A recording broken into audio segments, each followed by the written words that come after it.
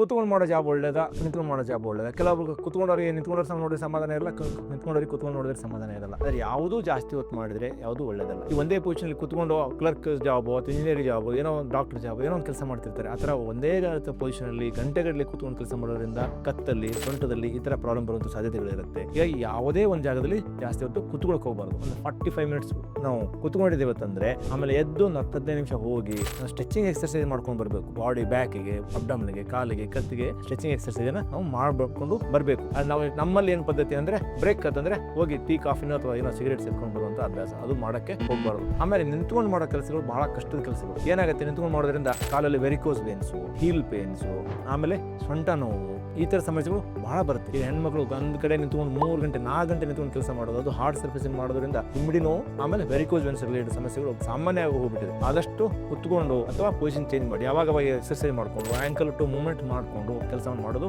ಒಳ್ಳೇದು. ಈ ಮಾಹಿತಿಯನ್ನ ನೀವು ನಿಮ್ಮ ಗೆಳೆಯರಲ್ಲಿ ಹಾಗೂ ಸಂಬಂಧಿಕರಲ್ಲಿ, ಇದರಲ್ಲಿ ಹೆಣ್ಣು ಮಕ್ಕಳಲ್ಲಿ ಶೇರ್ ಮಾಡಿ.